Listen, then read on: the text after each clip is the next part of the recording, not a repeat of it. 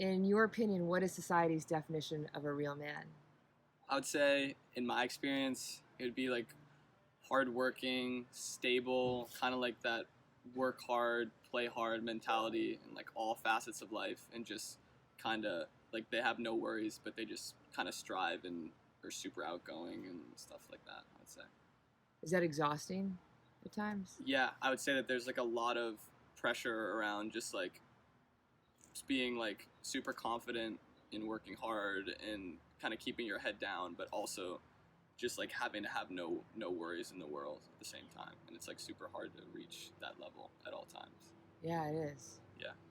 And also, too, it's like there must be worry somewhere. Yeah, for sure. And there's definitely like a sense of like you have to go through it on your own for sure, because you can't like talking about it would show a sense of weakness or something. Wow. Awesome. Thank you so much. All right, Tristan, what advice would you give a younger version of yourself? I would say just like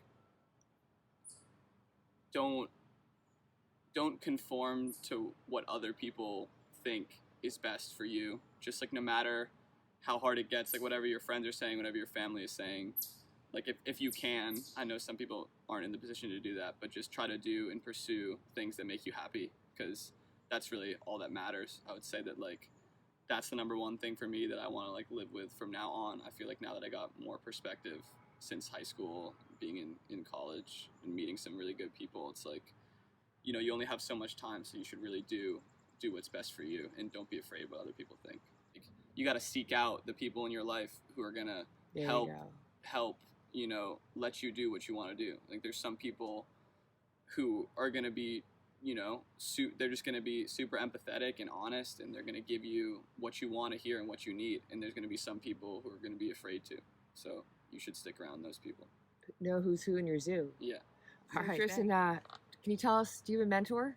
Yeah, my tennis coach from when I was like 14 to 19 is a Colombian guy, Sebastian, who's just the most amazing guy. Like, just like a total lover, teddy bear, but just like so much fun and always has a smile on his face. And he kind of really was the reason why I loved, doing what I was doing with tennis, but also just, like I said earlier, like he was the guy to support me and be honest with me and tell me what I needed to hear, but also have the courage to tell me things that I didn't need to hear to like help me make the right decisions that were best for me. So like that's what being a mentor is about to me. Like someone who can challenge you, but also is like very wise and loving and fun, and just he's the best. And not to be afraid. To be loving. Yeah. No. Exactly. I think you mentioned that he was a great family man too. Yeah. He's like, every time he picks up the phone to his wife, it's always like mi amor.